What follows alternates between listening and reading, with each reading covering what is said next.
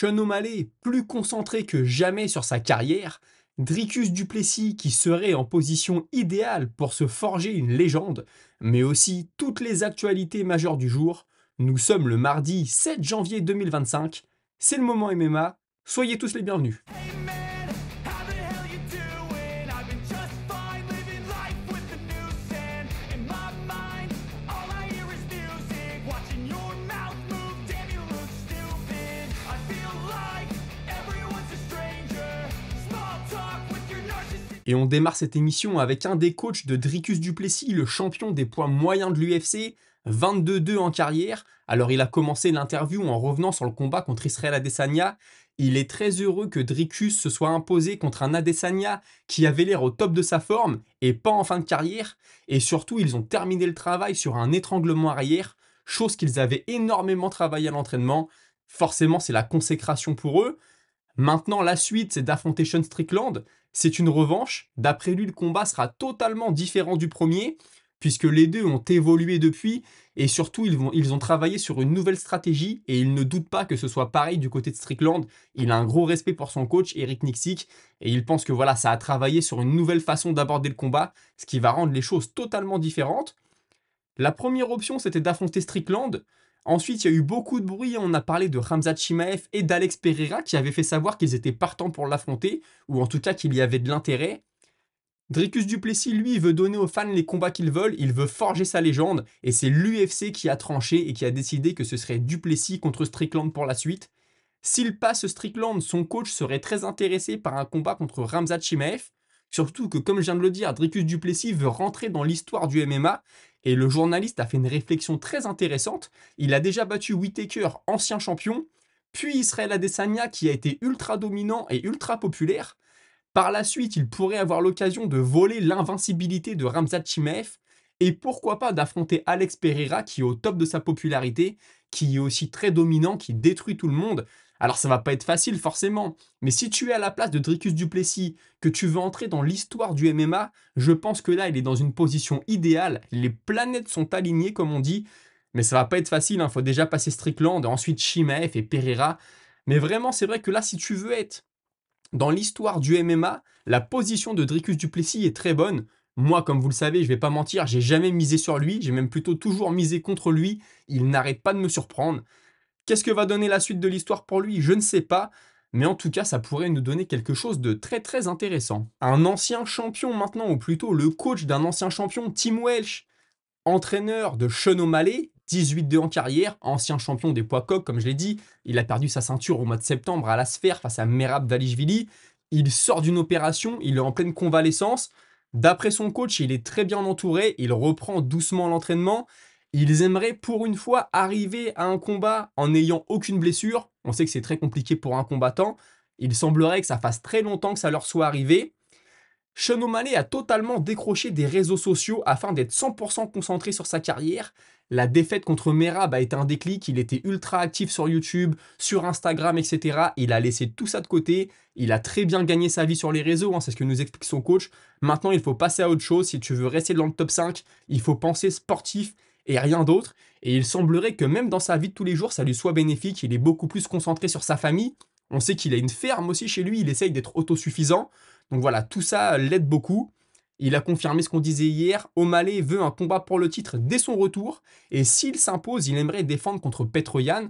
Je rappelle que les deux se sont déjà affrontés il y a quelques années. Sean O'Malley s'était imposé à la décision. Ça avait été très critiqué. Moi, personnellement, j'avais plutôt Petr Yan. Mais écoutez, on va pas refaire l'histoire. Et puis ensuite, il évoque une possible montée en poids plume. Mais il faudra le faire très sérieusement. Prendre de la masse musculaire sans perdre trop de cardio et de vitesse. Et il évoque aussi un combat en boxe anglaise. Moi, personnellement, je pense que maintenant qu'il n'y a plus la ceinture, il gagnerait beaucoup moins d'argent en boxe anglaise. Mais bon, écoutez, l'avenir nous le dira. Il a aussi tenu à rendre hommage à Merab Dvalishvili. On le sait, il y avait eu un peu de trash talk, les deux s'étaient un peu invectivés. Mais il a un gros respect pour lui, il dit que c'est une machine de cardio. Et surtout, son game plan face à O'Malley au mois de septembre les a surpris. D'après lui, Merab a besoin d'être énervé pour se motiver. On en parlait dans les émissions précédentes. On a l'impression que parfois il sort un peu vite de ses gonds, que ça pourrait le desservir.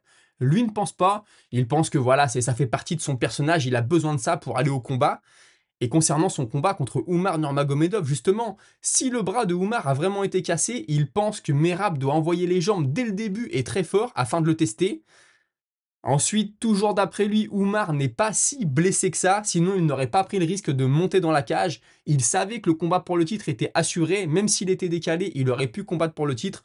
Et d'après lui, la team Nurmagomedov est trop intelligente pour envoyer un combattant, disputer la ceinture avec un seul bras. Et il a Umar en favori dans ce combat. On continue avec un combattant qu'on adore détester, Colby Covington, 17-5 en carrière, il n'est pas sur la meilleure série de sa vie. Il est revenu sur sa relation avec Chael Sonnen. Il explique qu'il le connaît du monde de la lutte depuis qu'il est tout jeune, que Sonnen lui a toujours donné des conseils, même s'il ne faisait pas partie de la même équipe, et que très jeune, Chael lui a permis d'accéder à ses camps d'entraînement. Donc il le dit, j'avais pas du tout le niveau. Voilà, je me faisais un peu marcher dessus à la salle, mais il m'a donné le goût du combat et il m'a toujours conseillé, que ce soit pour le côté sportif, mais aussi tout ce qu'il y a autour, le divertissement, etc. Pour la suite de sa carrière, et il parle d'affronter Paddy Pimblett et pourquoi pas Michael Chandler. On sait que eux sont dans la catégorie inférieure, mais il ne veut pas descendre. S'il doit changer de catégorie, c'est seulement pour monter. Il parle aussi de Gilbert Burns. Cette fois-ci, ils sont dans la même catégorie, mais d'après lui, le Brésilien est un retraité et surtout c'est un fan. Il le dit en plaisantant. Je ne combats pas les fans, il m'a déjà demandé une photo. Bon, ça m'a fait sourire. Il aimerait revenir idéalement au mois d'avril si la carte de Miami se précise. C'est la ville dans laquelle il vit. Comme il le dit, je pourrais dormir dans mon lit la veille du combat. C'est vraiment un luxe. Il a aussi évoqué sa relation avec Dustin Poirier. On sait que c'est très houleux entre les deux. D'après lui, l'UFC a proposé énormément d'argent à Dustin pour l'affronter. Il a toujours refusé en disant qu'il ne voulait pas faire gagner d'argent à Colby Covington. Bon, Covington lui rappelle que pendant un moment, c'est lui qui le conseillait pour négocier ses combats. Je ne sais pas si c'est vrai, bien sûr, mais on connaît Colby Covington, il est très taquin. Il nous a aussi appris qu'il s'était entraîné avec Alex Pereira quand Pereira n'était seulement qu'un kickboxer, mais il avait déjà dans l'idée de passer au MMA et il voulait travailler la lutte. Covington étant ami avec Glover Teixeira, qui est très proche du Brésilien, hein, on le sait, les deux s'étaient mis en contact et s'étaient entraînés ensemble. Et puis, s'il devait monter dans la catégorie supérieure, on parle donc des poids moyens, il devrait suivre d'après lui un programme de musculation spécifique et il pense que c'est une catégorie dans laquelle les combattants sont extrêmement lents et qu'il pourrait tirer profit de ça. Écoutez, je vous laisse vous faire votre propre avis là-dessus. Sinon, on sort un peu de l'UFC, mais très rapidement, le PFL à partir de 2025 autorise les coups de coude dans tous les combats. Je pense que c'est une bonne chose, on le savait, le PFL ne voulait pas autoriser les coups de coude, surtout pour la saison régulière, pour éviter les coupures et que les combattants ne puissent pas revenir dans un laps de temps très court. C'est fini, on va maintenant avoir du vrai MMA, j'ai envie de dire. Et je dis pas que ça va changer toutes les choses, mais c'est un détail qui, d'après moi, compte beaucoup. Retour à l'UFC maintenant avec Caio Borralho, on est chez les poids moyens. Il a donné son avis sur le combat entre le français Imavov et Israel Adesanya. D'après lui, ça va être très dur pour Imavov sur 5 rounds, à cause de son cardio, mais aussi à cause de son mental. Et il explique qu'on l'a souvent vu être frustré dans les combats.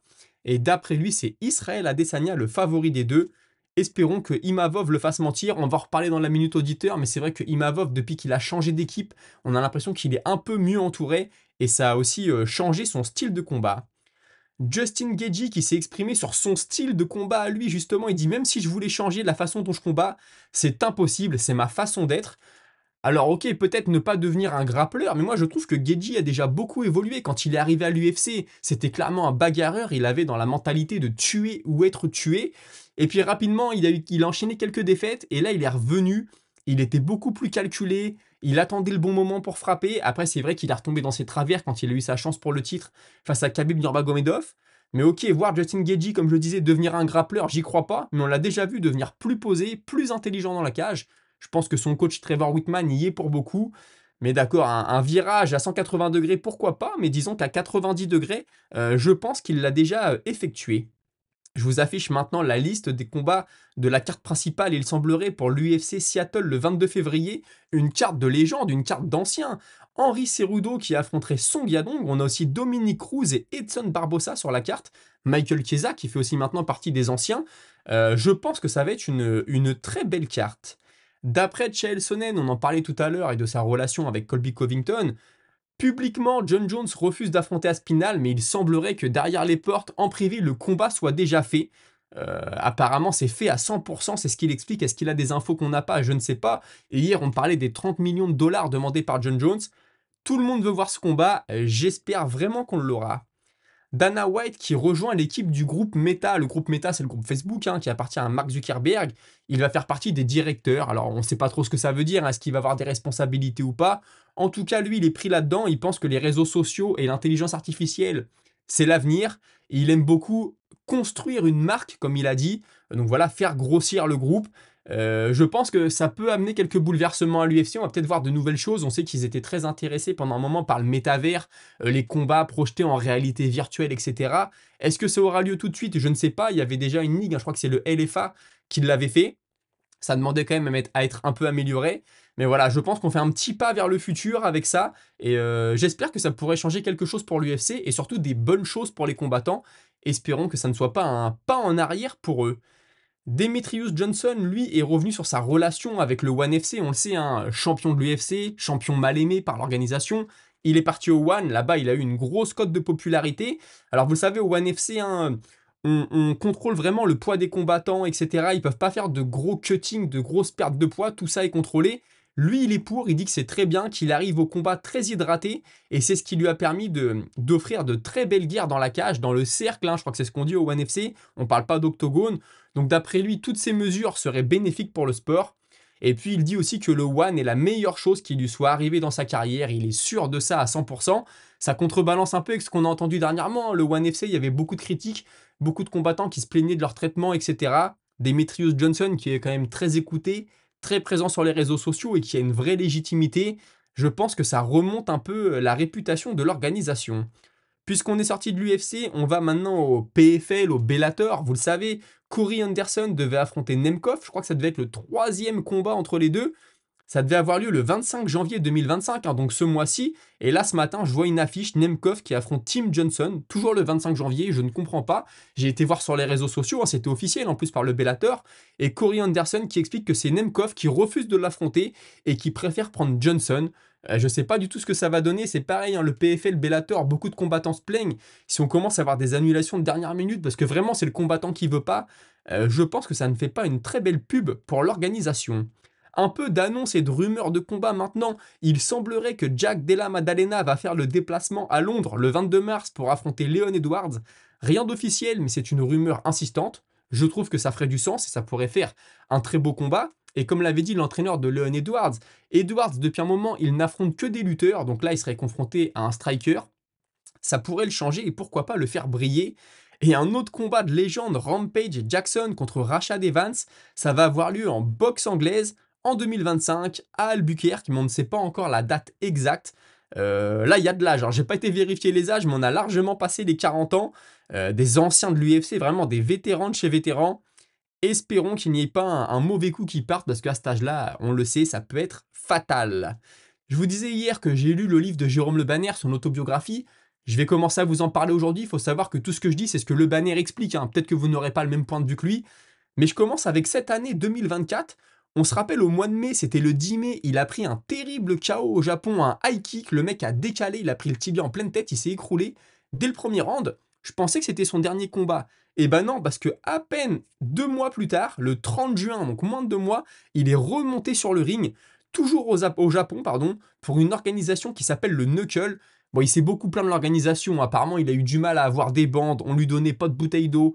Ça faisait vraiment très amateur. Il ne connaissait rien de l'adversaire. Il a signé le contrat sans le lire. Il a fait confiance aux gens qui l'accompagnaient. Il explique qu'en 2024, il n'a plus la même envie. Il n'a plus forcément envie de faire mal à ses adversaires.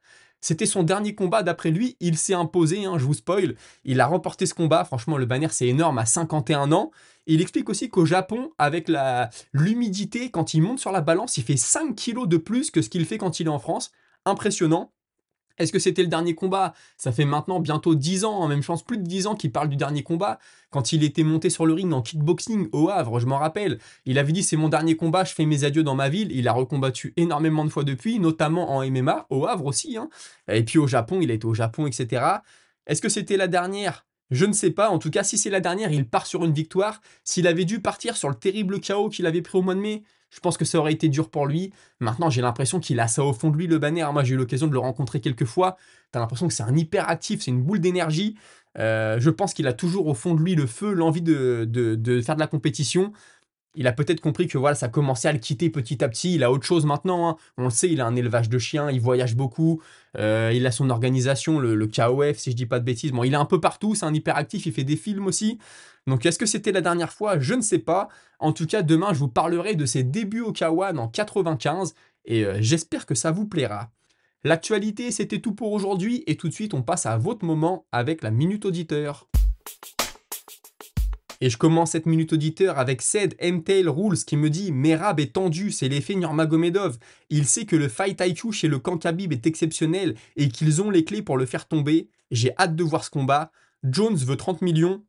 Ça ressemble surtout à un lot de consolation pour relativiser en cas de défaite.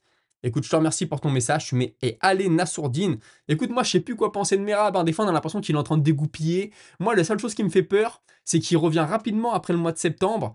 Est-ce qu'il a eu le temps de se préparer? Le combat a été annoncé il y a peu. Un combat pour le mois de janvier. Est-ce qu'il a eu un assez bon camp d'entraînement? C'est la chose qui me fait peur.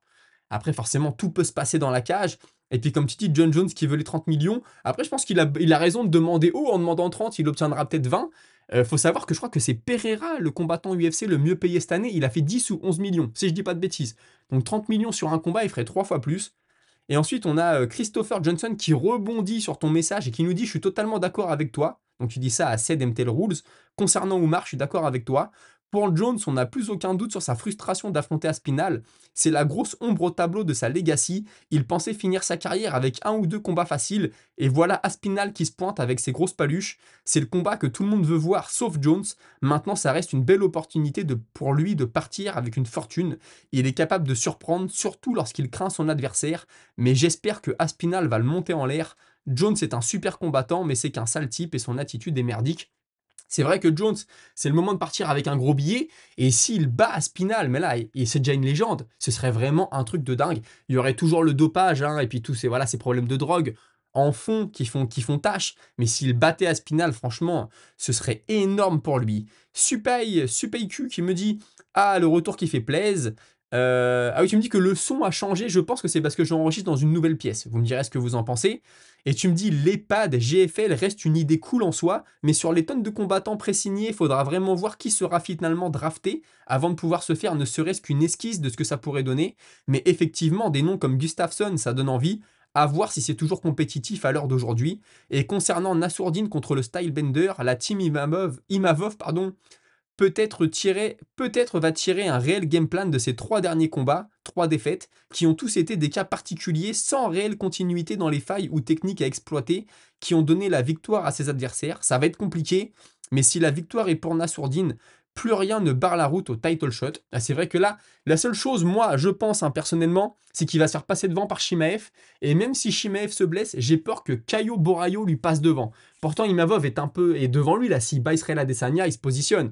Borraio n'a pas encore eu ce gros combat, cette grosse exposition, je pense en tout cas, mais il n'est pas très populaire Imavov, donc j'ai peur que ça lui joue des tours. Et puis concernant le GFL, bah, ils misent tout sur les gros noms, hein, les retraités de l'UFC, ils misent tout sur la nostalgie. Est-ce que ça va suivre dans la cage? Je l'espère. On a Jason qui me dit ça va être chaud cette UFC 311. Islam, je le vois pas perdre, il est tellement complet, je vois pas la solution pour Tsarukyan. Pour Oumar, ça va être chaud contre Merab, il a un cardio illimité, je ne le vois pas craquer, il peut lutter pendant 5 rounds et essayer 20 amenés au sol sans se lasser. Est-ce que l'anti-lutte de Oumar sera suffisante? Vivement samedi prochain. Bah écoute, moi c'est pareil, j'ai vraiment envie de voir Oumar Nurmagomedov sur le dos. Après on dit toujours ouais les Dagestanais on les a jamais vus sur le dos, mais à l'entraînement entre eux, il y en a forcément un qui à un moment se retrouve sur le dos, donc ils doivent savoir faire. Mais j'ai vraiment envie de voir cette opposition. Et puis Tsarukyan, c'est pareil, hein. Ça peut être très compliqué pour lui, mais voilà, comme je l'ai dit, si Tsarukyan ne bat pas Makhachev, je vois pas qui va aller le battre chez les poids légers. On a Flo Inoua. Jones peut tranquillement prendre sa retraite. Il est et restera le GOAT pour de nombreuses années, même s'il esquive Aspinal. Et tu me dis, c'est vrai que ça fait longtemps qu'on n'a pas vu Jones dans le dur. Le dernier, c'était Reyes, et je pense que Jones a perdu ce combat. Ouais, c'est vrai que c'était très serré contre Reyes. Maintenant, un combattant aussi complet qu'Aspinal. Miocic était complet, mais peut-être sur la fin de carrière. Sinon, pour moi, c'est Daniel Cormier, qui était un lutteur de très haut niveau, un très bon striker, hein, malgré ce qu'on dit. Donc ça commence à faire un moment que Jones a affronté Cormier, hein. Je pense qu'il faut remonter à 2016, si je dis pas de bêtises. Ou il y a peut-être eu un autre combat. Bon, bref. En tout cas, ça fait un sacré moment. Donc moi, j'ai vraiment envie de voir ce combat. J'ai envie de voir Jones se faire tester. Est-ce que ça arrivera? Je ne sais pas. Mais espérons-le. Écoutez, c'était tout pour aujourd'hui. Merci d'avoir suivi. Pensez à liker, vous abonner et à commenter. Je réponds à tous vos commentaires. Et on se retrouve très prochainement pour une nouvelle émission à 17 h. Passez une bonne soirée. Salut!